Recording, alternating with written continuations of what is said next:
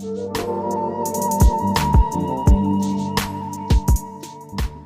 just broad brush everybody. No, not all, not all, not all. Anybody that is from different points of view, or is it pretty much they're all this way, they're all that way? Well, I remember a time before the civil rights movement. That's why I point out the blacks so much, is that I remember a time before the civil rights movement, which was another mistake, to have the so-called civil rights movement, because blacks have not recovered since then. But I remember when blacks were a noble people, you know, they got married, the women respected the men respect women, they had children. It was an embarrassment to have babies out of wedlock. Abortion was unheard of. Now blacks, including the black so-called Christians, are everything but righteous. Is it immoral that between 73 and 77% of black babies are born out of wedlock to black women who are citizens of this country? Is that immoral? That's a real problem. Is it immoral? It can't be immoral if people are just having babies out of wedlock, whether it's Hispanics or whites or blacks. So is it immoral that 77% of black babies are born out of wedlock? It could be. It depends on that 77%. But I'm not going to say all babies that are born out of wedlock is immoral. Is it immoral for babies to be born out of wedlock? Well, Jesus was born out of wedlock. Was that immoral? Is it immoral for black babies to be born out of wedlock? Not all of them. I wouldn't say that. So there are times to have babies out of wedlock and it's not an immoral thing? Look at Jesus. I would say it's immoral to have sex outside of marriage. And then if you have children out of wedlock, that's not the sin. The sin is having sex outside of marriage. The immoral act is not having the baby out of wedlock. The immoral act is having sex outside of marriage. Now, if the person gets pregnant, okay, it's not immoral for them to give birth to the child. It's immoral if they kill the child. So you can't say that women having babies out of wedlock is immoral, but you can say that having sex outside of wedlock is immoral. It's immoral. It's immoral to have sex out of wedlock, and it's immoral to have babies out of wedlock. So what do you do? Abort them? You wait until you get married to even have sex. Right, but are you saying that she should abort the baby if she's pregnant? What I'm saying is that she should wait until she get married. A decent woman would wait until she get married to have sex. And a decent man would as well. But my point is, if they already break that rule for whatever reason, are you saying that it's immoral for her to go ahead and have the baby? No, it's evil to have an abortion. But it's immoral to have the child. It's immoral to have sex out of wedlock. It's evil to have an abortion. But I want to ask, you agree with that, right? No, I don't. Oh, you don't. How long have you been a pastor? 27 years. All right. And were you called by God?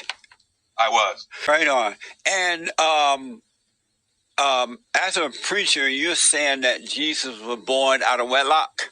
I'm saying that when Jesus was conceived, Mary and Joseph were not married. And what's your point? Are you saying he was born out of wedlock? Well, if Mary and Joseph finally did get married, then he wouldn't have been born out of wedlock. But Hagar, for instance, was born out of wedlock because of what happened in her life.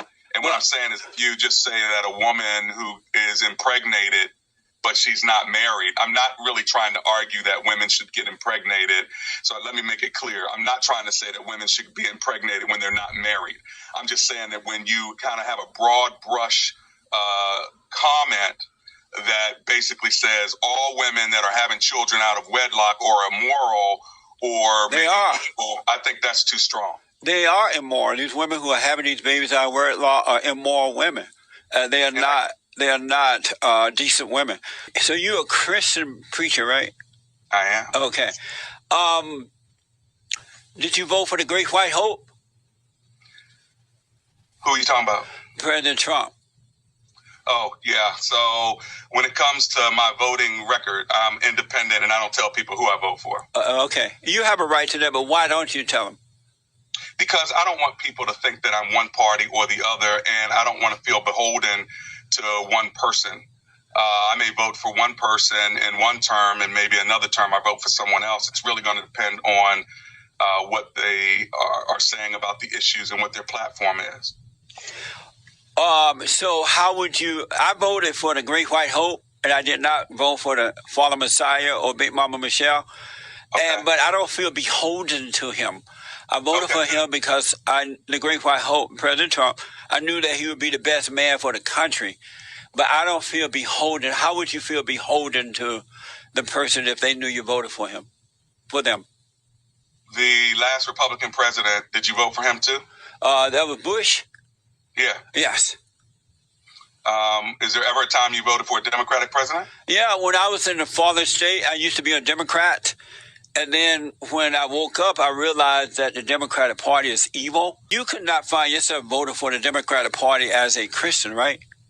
So then you are beholden to the Republican Party. No, I'm beholden to what is right. Would you ever vote for the Democrats at this time? Of course I would. You would? Of course I would. But how can you if you're a man of God? How can you always vote with the Republican Party if you're a man of God? How can you vote for the Democratic Party if you're a man of God? It depends on who it is, but how can you vote for the Republican Party if you're a man of God? But you're not answering that. How can you vote You're not answering it. I will, but I want you to answer mine first. Because I asked first, then I'll respond to you. Okay. You got it. How can you vote for the Democratic Party when the whole platform is evil? We have the Wicked Witch of the West, Maxine Waters, with the low IQ, calling on people who disagree with the Great White Hope. If you run into some of his supporters to harass them, I mean, look at the black people in the party. Wow, you love talking about those people in big groups, and you just broad brush everybody. No, not all. Anybody that is from different points of view, or is it pretty much they're all this way, they're all that way? Well, I remember a time before the Civil Rights Movement. That's why I point out the black so much, is that I remember a time before the Civil Rights Movement, which was another mistake, to have the so-called Civil Rights Movement, because blacks have not recovered since then. But I remember when blacks were a noble people, they got married, the women respected the men respected women, they had children. It was an embarrassment to have babies out of wedlock. Abortion was unheard of. Now blacks, including the black so-called Christians, are everything but righteous. Mm-hmm. And that started with the Civil Rights Movement. And the men are like women. The black men, they get angry, they're emotional like their mothers and angry like women. I want that to turn around. Do you agree with that? How do you think that's going to turn around when you see no good in people who reflect the same skin and culture as you? The reason that I'm telling them the truth, because whites are afraid to tell blacks that the real problem is the anger of their mothers and their fathers not protecting them from their mothers. It's not about racism. No such thing as racism, sexism, homophobia, Islamophobia, or Debbie Dad. The blacks are suffering because the parents are no good. The fathers are not around. The mothers are angry, and the mothers are recreating the boys and the girls in their image. If you notice, the black men act just like black women. They get angry, they're emotional, they're doubtful, they look to their mothers instead of looking to their fathers. And so I want black men to turn away from the mothers back to their fathers so we can bring back the order of God. And that order is God in Christ, Christ in man, man over woman, and woman over children. Right now, the women are ruling the black men and boys in the community, and it would never work as long as that way. Do you agree to that? I do agree that the black community needs to raise up men like me, maybe like you, I don't know your story, so that when you have a father like I had and a mother like I have, who've been married all their life until he died, and I've been married for 28 years, and my mom is still serving the Lord, I think I'm a good example, and there are many other good examples, not just me as an exception, that also are included when you say all blacks. I don't say all, not all, but most are screwed up. Yeah, and I don't agree that most are screwed up. Yeah, they are. Look at them, man. They have no character. Let me ask, are you... You need to qualify your statements by saying some, but as soon as you just kind of broad brush... I said not all, but most.